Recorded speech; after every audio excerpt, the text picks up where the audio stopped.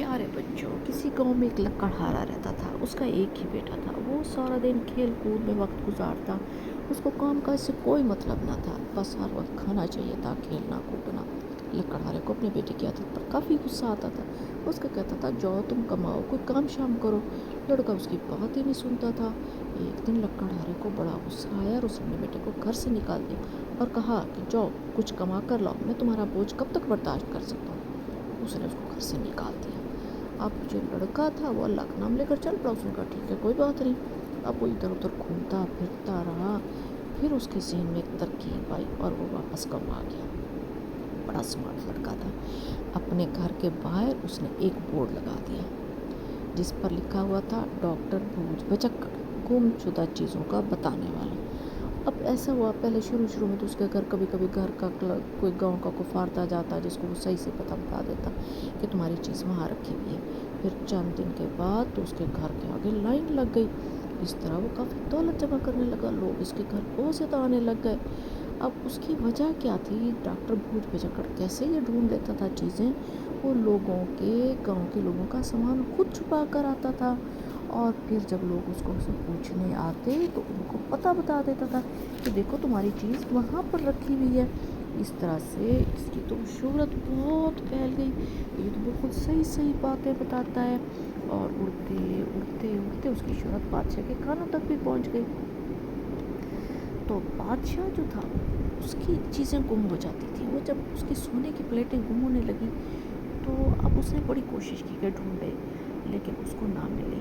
تو اس نے پھر ایک دن اپنے وزیر کو کہا کہ جاؤ اور ڈاکٹر بھوج بچکڑ کو لے کر آؤ، ہم بھی تو دیکھیں کہ وہ کیا چیز ہے۔ اب وزیر سپاہیوں کو لے کر اپنے ساتھ چل دیا اور ڈاکٹر بھوج بچکڑ کے گھر پہنچ گیا۔ ڈاکٹر بھوج بچکڑ نے جب یہ فوج دیکھی تو پریشان ہو گیا۔ اس نے وزیر کے سامنے کہا جی میں بہت مصروف ہوں، بڑے بہانے بنائے۔ وزیر نے کہا کہ نہیں تمہیں تو ساتھ چلنا ہی چلنا ہے۔ وہ بادشاہ کے پاس لے کر آ گیا۔ بادشاہ نے اس کو کہا کہ دیکھو تم نے 3 دن کے اندر یہ پتہ کرنا ہے کہ ہمارے گھر میں سے یہ کون چور ہے، ورنہ تمہیں پھانسی لگا دی جائے گی۔ اب اس کو ایک تہہ خانے میں ڈال دیا گیا۔ جب رات ہوئی تو بادشاہ کے نوکر کھانا لے کر آیا۔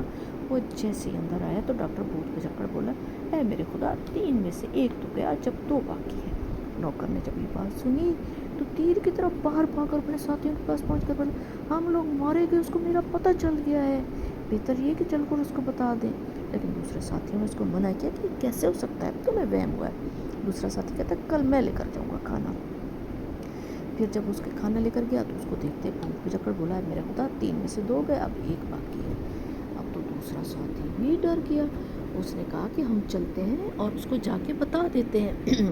اس طرح سے وہ چلے گئے اور اس بھوج بچکڑ کو بتایا کہ دیکھو ہم ہی چوری کرتے تھے۔ ڈاکٹر بھوج بچکڑ نے اللہ کا شکر ادا کیا اور ان کو لے کر بادشاہ کے پاس چلا گیا۔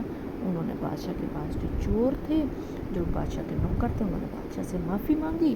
بادشاہ نے ان کو سزا دی اور بھوج بچکڑ کو بہت سارا انعام دیا اور کہا کہ تم ہمارے پاس رہ جاؤ۔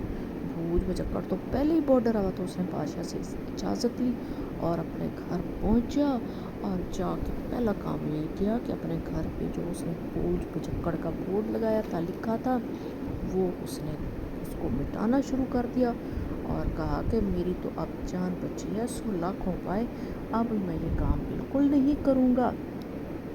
تو بس اس نے کہا کہ میں آئندہ جو کام کیا آئندہ میں یہ کام نہیں کروں گا۔